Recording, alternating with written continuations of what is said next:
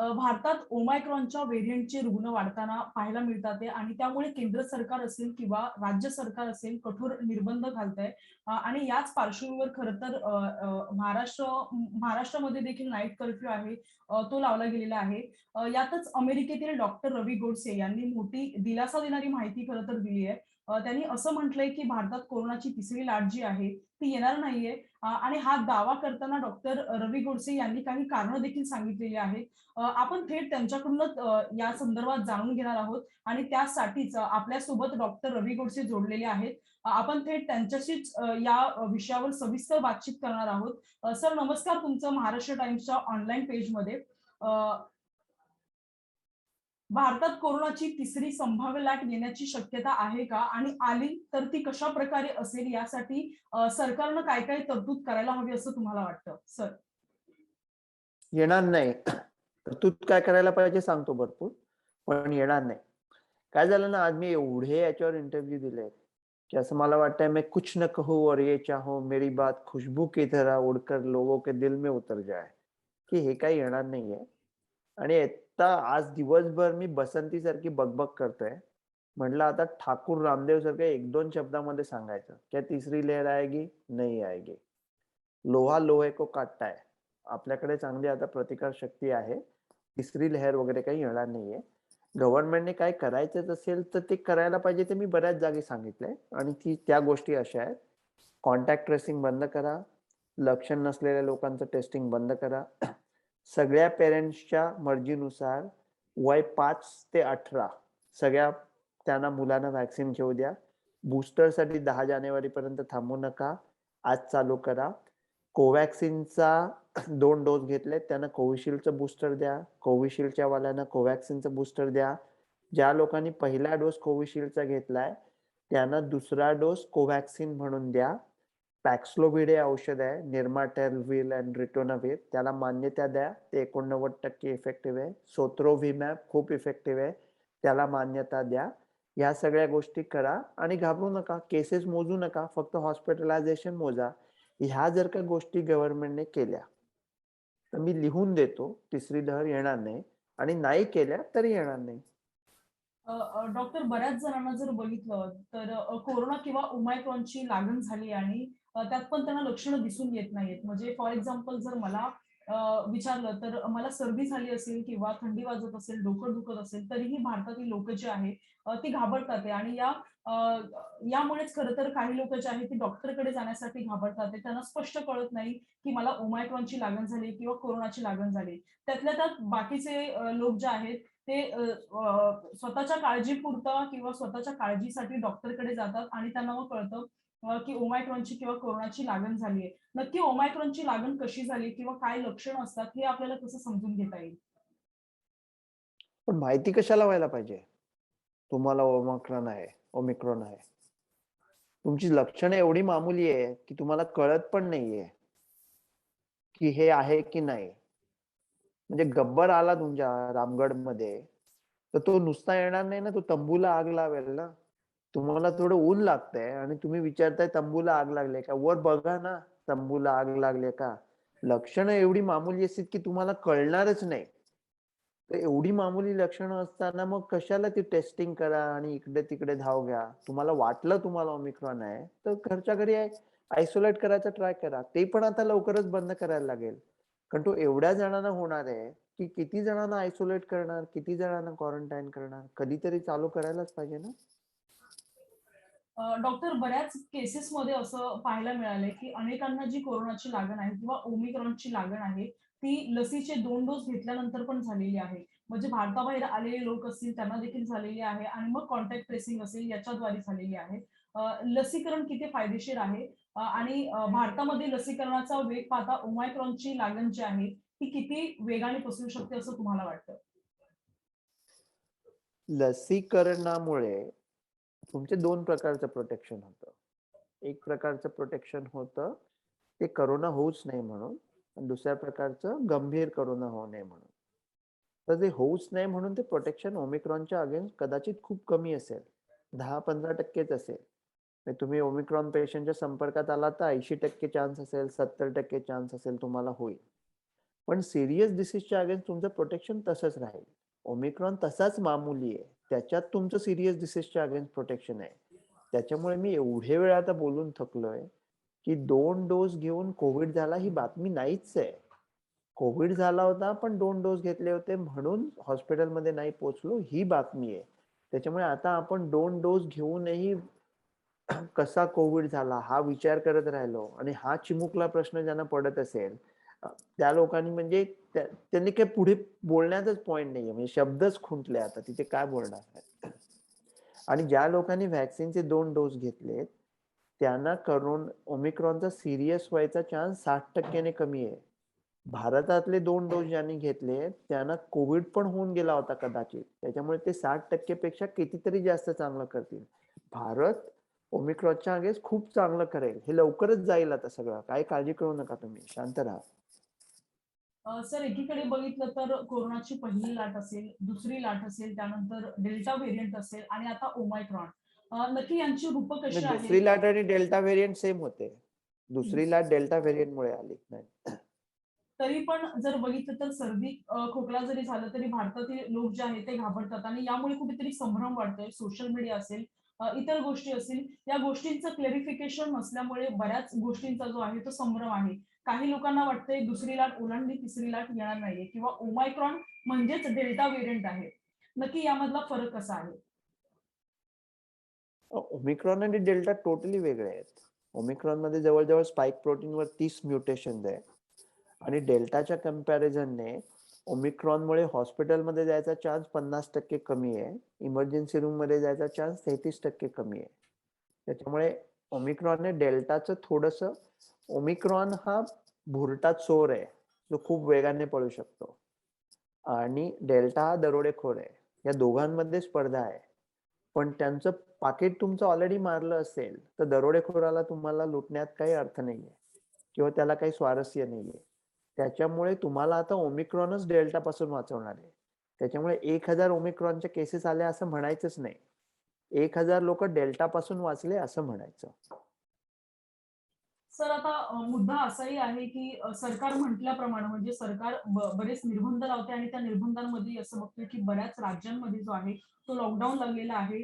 काही भागांमध्ये शाळा असतील किंवा कॉलेजेस असतील ती बंद झालेली आहेत. वर्क फ्रॉम होम जे आहे ते सुरू झालेलं आहे. महाराष्ट्रात जर बघितलं तर नाईट कर्फ्यू आहे तो देखील सुरू केलेला आहे. नाईट कर्फ्यू असेल किंवा लॉकडाऊन असेल, हे सर्व लावल्यानंतर कोरोनावर किंवा ओमायक्रॉनचा प्रसार होऊ शकतो की नाही, किंवा लॉकडाऊन किंवा नाईट कर्फ्यू हा किती प्रभावी ठरू शकतो असं तुम्हाला वाटतं? ओमिक्रॉनला आपण थांबवू नाही शकत. ओमिक्रॉन को रोकना मुश्किल ही नहीं बल्कि नामुमकिन है. आता लॉकडाऊन वगैरे एवढ्या करताच करतायत की डेल्टाची लहर अशी आली होती, ओमिक्रॉनची अशी येईल कदाचित. लहर मी म्हणणारच नाही त्याला. त्या पीकला ते खूप लोकांना पकडू शकेल. त्या खूप लोकांना एकदम पकडू नये म्हणून त्यातले अगदी थोडे जरी हॉस्पिटलायझेशन झाले टक्केवारीनुसार तरी ऍब्सोल्यूट आकडा जास्ती असेल म्हणून ते सध्या आता हे सगळं करतायत. ते सध्या पाळा, मास्क घालत राहा, गर्दी करू नका शक्यतोवर. ठीक आहे, पण अजून काय करणार ना? ज्याला आपण थांबवू शकत नाही त्याला काय करणार? पण ओमायक्रॉनचा प्रसार हा कितपत धोकादायक आहे असं सर वाटतं? कारण भारतामधल्या लशी बघितल्या, कोविशिल्ड असेल, कोवॅक्सिन असेल, ती कितपत प्रभावी आहे? तुम्ही याआधी देखील बरेच अहवाल जे आहेत त्याचा अभ्यास केलेला आहे, लसींचा अभ्यास केलेला आहे, कोरोना विषयक सगळे तुमचे व्हिडिओ जे आहेत ते देखील पाहिलेले आहेत. सरकारने देखील पाहिलेले आहेत असं म्हणायला हरकत नाहीये. कारण कोविशिल्ड आणि कोवॅक्सिन यातला फरक काय आहे तो तुम्ही स्पष्टपणे या आधीच्या देखील व्हिडिओ तुम्ही सांगितलेला आहे. एकंदरीतच बघितलं तर भारतातील ज्या लसी आहेत त्या कितपत याला साथ देऊ शकतात किंवा कितपत प्रभावी आहेत? भारतातल्या लशी तुम्हाला सिरियस डिसीज पासून वाचवतील. माइल्ड डिसीजच्या अगेन्स्ट प्रोटेक्शन नवीन नवीन व्हेरियंट बरोबर थोडं थोडं कमी होत जाईल, पण सिरियस डिसीज पासून त्या तुम्हाला वाचवतील. तुम्हाला तेच हवंय ना? तुम्हाला जर का सिरियस डिसीज नाही झाला तर काय फरक पडतो? माइल्ड डिसीज झाला तर होऊ दे, कदाचित तुम्हाला कळणार पण नाही. भारताच्या लसी चांगल्या आहेत, कोविशिल्ड कोवॅक्सिन चांगली, कोवॅक्सिन तर कदाचित खूप चांगली निघेल कारण ती होल व्हायरियन वॅक्सिन आहे, तर ते सगळंच हे कव्हर करतं. त्याच्यामुळे म्युटेशनच्या अगेन्स्ट ती कदाचित चांगली चालेल. मामूली होऊ शकेल कोविड, पण सिरियस डिसीज पासून तुम्हाला वाचवेल. म्हणून मी म्हणतोय ना, मिक्स अँड मॅच करा. कोविशिल्ड कोवॅक्सिन म्हणजे दोघांचाही तुम्हाला फायदा होऊ दे. तुमच्याकडे एक बॅट्समन आहे, एक बॉलर आहे. तर 2 बॅट्समनची किंवा 2 बॉलरची टीम बनवायच्या ऐवजी एक बॅट्समन, एक बॉलर घ्या. असं मी म्हणतोय. म्हणून मिक्स अँड मॅच करा बूस्टर देताना आणि ते लवकर देऊन टाका. नक्कीच सर. आता बऱ्यापैकी बघतोय की तरुणांचं जे लसीकरण आहे ते भारतात बऱ्यापैकी झालेलं आहे. त्यातल्या त्यात लहानगे असतील किंवा तरुण असतील किंवा अगदीच प्रौढ असतील त्यांचं अजूनही लसीकरण झालेलं नाहीये. त्यांना ओमायक्रॉनचा धोका कितपत असू शकतो असं तुम्हाला वाटतं? तरुणांना ओमिक्रॉनचा धोका, कोरोनाचा धोका एनिवे कमी असतो हं, 18च्या खालच्या लोकांना. हं. झाला तरी सिरियस व्हायचा कमी असतो. दुसऱ्या लहरीमध्ये आपल्या बऱ्याच लोकांना होऊन गेलाय. पण तरी धोका असतो. त्याच्यामुळे व्हॅक्सिन देणं बरोबर आहे. आणि माझा मुद्दा एवढाच होता, की 1 डिसेंबरला शाळा उघडणार आहेत, तर हे सगळं 1 जूनला चालू व्हायला पाहिजे होतं. अमेरिकेने 15च्या वरच्यांना आधीच दिलं होतं. कुठच्या कुठे आधी. 12 ते 15 ना मे मध्ये दिलं. आणि मग नोव्हेंबरमध्ये दिलं 5 ते 12. आपण तेव्हा करू शकलो असतो. सर आणि मला तेव्हा असं यालाच करायचं. एक धरून प्रश्न विचारायचा आहे, की जेव्हा हां, कोरोनाची हां. पहिली लाट आली, तेव्हा व्हॅक्सिन सुद्धा अवेलेबल नव्हतं. त्यावेळेला आपल्याकडे तेवढी यंत्रणा नव्हती, असं देखील म्हणायला हरकत नाहीये. कारण कोरोना काय आहे हे जाणून घेण्यामध्ये तेवढा वेळ गेला. तज्ञ असतील किंवा WHO असो, ते त्याच्या मागे होतं. इतर देशांमधली स्थिती पाहता अमेरिका असेल किंवा इतर देश असतील, ते त्यांची यंत्रणा स्ट्रॉंग असल्यामुळे त्यांनी त्याच्यावर लवकर उपचार शोधले असं म्हणावं लागेल. भारत यासाठी कुठेतरी लेट झाला का? किंवा या गोष्टीवर सोल्युशन काढण्यासाठी भारताला कुठेतरी लेट झालं का असं तुम्हाला वाटतंय? जसं तुम्ही आता म्हटलात. जुने जाऊ द्या मरणा लागून जाळूनी किंवा पुरणी टाका प्राप्त काल हा विशाल भूदर सुंदर लेणी तयात खोदा. ते सगळं सोडून द्या आता जुनं. भारताचा भविष्यकाळ एकदम उज्ज्वल आहे. आता त्याच्याकडे विचार करूया. नक्कीच सर. ओमायक्रॉनसाठी आणखी काय-काय काळजी घ्यायला हवी? ओमायक्रॉन झाला असेल तर पहिलं सुरुवात कशी असायला हवी किंवा काय लक्षणं असतील त्यांच्याकडे कसं बघितलं पाहिजे? किंवा तुमचं यावर ओव्हरऑल मत काय आहे सर? म्हणजे करोनाच्या लक्षणं सारखीच आहेत, पण थोडी वेगळी आहेत. ओरिजिनल करोनामध्ये हे जायचा, वास जायचा किंवा चव जायची. ते एवढं होत नाही याच्यामध्ये. याच्यामध्ये नाक चोंदणं किंवा घसा खवखवणं किंवा ताप सुद्धा येऊ शकतो. नॉझिया होणं किंवा उलटी होणं ही पण लक्षणं आहेत याची. आणि ही सगळी नॉन स्पेसिफिक लक्षणं आहेत. म्हणजे ही कुठल्याही डिसीजची असू शकतात. तुम्हाला साधा सर्दी पडसं होतं त्याच्यामुळे पण ही लक्षणं होऊ शकतात. म्हणजे सगळं ओमिक्रॉनच आहे असं नाही, ओमिक्रॉन नाहीये असं नाही. पण तुम्हाला कळून फरक काय पडतोय? कारण तुम्हाला जर का वाटत असेल ओमिक्रॉन झालाय, तर हवं तर घराबाहेर पडू नका. असंच मी म्हणतोय. नाही. माझं सगळं म्हणणं याच्याबद्दल एवढंच आहे, की जगातल्या स्टडीज बघितल्या, तर जे साऊथ आफ्रिकेत झालं ते भारतामध्ये होईल. साऊथ आफ्रिकेत खूप छान झालंय. दक्षिण आफ्रिकेमध्ये खरं तर ओमायक्रॉन उदयास आल्यानंतर जगाचं टेन्शन वाढलं होतं आणि त्यानंतर जवळपास आता भारतामध्ये जर बघितलं तर प्रत्येक राज्यामध्ये जे आहेत ते रुग्ण वाढतात आहे. जगभरातील ओमायक्रॉनचा प्रसार झाल्यानंतर काही दिवसातच प्रत्येक राज्यामध्ये जे आहेत ते रुग्ण वाढताना दिसतात. ते भीती व्यक्त करण्यात येते आणि सोशल मीडिया असेल किंवा इतर गोष्टी असतील त्याच्यातून कुठेतरी भीती वाढतीये. पण त्याच्यावर किती विश्वास ठेवला पाहिजे किंवा किती काळजी घेतली पाहिजे, अफवा असतील किंवा लोकांचा भ्रम असेल, या सर्व विषयांवर तुम्ही काय सांगाल? अगदी सोप्या शब्दात सांगतो. हे सगळं चालू कुठे झालं? South Africa, right? साऊथ आफ्रिकेत आज काय चाललंय? छान चाललंय. केसेस खूप कमी आल्या, जवळ-जवळ संपल्या. मृत्यू दरामध्ये काही वाढ नाही झाला. हॉस्पिटलायझेशन कमी आहेत. कर्फ्यू बंद झाला. अमेरिकेच्या फ्लाइट्स चालू झाल्या. सगळं उघडलं. बूस्टर पास केले. सगळं छान चाललंय. जे साऊथ आफ्रिकेत सुरू झालं ते साऊथ आफ्रिकेतच संपलं. भारतात सुरू होईल ते भारतात संपेल. बाकीचे इतर वेगवेगळ्या गोष्टींची चिंता करा कशाला? भारत साऊथ आफ्रिकेला जास्ती जवळचा आहे का अमेरिकेला जास्ती जवळचा आहे? जनरली मेकअप नुसार साऊथ आफ्रिकेला. नक्कीच सर, म्हणजे संसर्ग वाढला तरी काळजी घेण्याची कारण नाहीये, असं तुम्ही सांगताय. सरकार देखील असेल किंवा आरोग्य संसर्ग मंत्री असेल. वाढणारच आहे. पण त्याच्यामुळे लोक हॉस्पिटलमध्ये नाही पोहोचणार आहे. काळजी नका घेऊ असं कुठला डॉक्टर सांगणार आहे तुम्हाला? काळजी घेत राहा. पण आता काळजी घ्या म्हणजे अजून एखादा मनुष्य असेल, ज्याने 2 डोस घेतले, तो बूस्टरची वाट बघतोय, मास्क घालतो, गर्दी करत नाही. आता अजून तो काळजी घेणार म्हणजे काय करणार?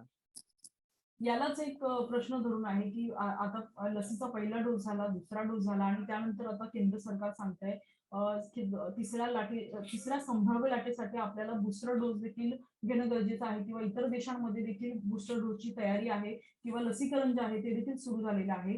तयारी नाहीये. तयारी नाहीये. झालं. अख्ख्या जगामध्ये जवळ-जवळ 6% लोकांना बूस्टर मिळालंय. युनायटेड अरब एमिराट्समध्ये 33% लोकांना, इंग्लंडमध्ये 45, अमेरिकेमध्ये जवळ-जवळ 19 ते 20, चायना 9% पर्यंत पोहोचलाय. चिले 47% पर्यंत आहे. जर्मनी 20-22% पर्यंत जाऊन पोहोचलंय. त्याच्यामुळे हे नुसतं प्लॅन नाहीये, तयारी नाहीये. झालं बूस्टर एवढ्या लोकांचं. भारतात त्या दृष्टीने कसे प्रयत्न करायला हवे असं सर तुम्हाला वाटतं? नाही मला प्रॉब्लेम एवढाच होता, की त्यांना जर का खरंच वाटतंय तिसरी लहर येणार आहे, 80,000 मरणार आहे आणि बूस्टर त्याला थांबवू शकतील. मग वाट कशाला बघताय 10 जानेवारीची? बूस्टर देऊन टाका ना. मी म्हणतोय स्टेडियम उघडा आणि बूस्टर देऊन टाका. गडबड करून म्हणजे बूस्टरसाठी हे नोंदणी वगैरे कशाला? वानखेडे स्टेडियम उघडा, पुण्याला नेहरू स्टेडियम उघडा. लोक येतील वाजत गाजत. 4-5 कोटी लोकांचं होऊन जाऊ दे काही दिवसामध्ये. करून टाका फटाफट. नक्कीच सर तुम्ही सांगितलेली माहिती खरं तर महत्त्वपूर्ण आहे. सगळ्यात शेवटी माझा हाच प्रश्न असेल, की ओव्हरऑल जर बघितलं तर भारत असेल किंवा इतर देश असतील, प्रत्येकाला सगळ्याच लोकांना आवाहन करतात आहे, की ओमिक्रॉन असू दे, डेल्टा असू दे किंवा पहिली लाट, दुसरी लाट याच्यामध्ये काळजी घेणं हे खरं तर महत्त्वाचं आहे. आणि तुम्ही देखील कळकळीने सांगताय, की या सर्व ज्या गोष्टी आहेत त्या लक्षात ठेवणं फार महत्त्वाचं आहे. कारण ओमायक्रॉनचा व्हेरिएशन असेल किंवा डेल्टा व्हेरियंट असेल तो पसरतोय. तो रुग्णांसाठी हानिकारक नाहीये, पण काळजी घेणं, मास्क लावणं, सोशल डिस्टन्स पाळणं हे तितकंच महत्वाचं आहे. तुम्ही सर्व लोकांना एक शेवटचं आवाहन काय कराल? मी लोकांना आवाहन करेल, की आता तुम्ही सरकारला आवाहन करा आणि मी ज्या 10 गोष्टी सांगितल्या त्या करा. लोकांकडून किती अपेक्षा ठेवणार हो? मी लोकांना असं नाही म्हणत आहे बेजबाबदारपणे वागा. तुम्हाला मी आवडत असेल तर मास्क घाला. मी सगळ्यांना तेच सांगतोय. मास्क घाला, गर्दी करू नका, थांबा अजून 1-2 आठवडे, काय चाललंय बघा. पण लोकांना पण म्हणजे नुसतं मृत्यू न पावणं म्हणजे जिंदगी नाहीये ना. जीवनामध्ये काहीतरी मजा पण यायला पाहिजे ना. आणि मजा करणं म्हणजे काही सजा नाहीये ती. म्हणजे त्याच्यात काही पाबंदी नाहीये कोणी. खुश रहना तो खुश रहना इस चीज में कभी मुश्किल नहीं होता, कभी आसान नहीं होता. त्याच्यामुळे आपले लोक सगळे त्याच्यामध्ये अडकलेत आता. त्याच्यातून ते बाहेर पडताय. तुम्ही काळजी घ्या, पण आनंद पण घ्या ना. असंच सांगायला पाहिजे ना आता. अजून नुसती काळजी घ्या, काळजी घ्या. म्हणजे करा काय एक्झॅक्टली? ते सांगायला पाहिजे ना. हे मास्क बीस ते सगळं कोविड अप्रोप्रिएट बिहेवियर ते सगळं माहिती आहे आपल्याला. याच्यापेक्षा अजून कोणी करेल तर काय करणार? म्हणजे तुम्ही शेवटी शेवटी त्याला काही अंत असतो की नाही? अपेक्षा नका हे पण तुम्हीच करा, ते पण तुम्हीच करा, ते पण तुम्हीच करा. मग जनता पण विचारणार ना, बूस्टरला उशीर का झाला?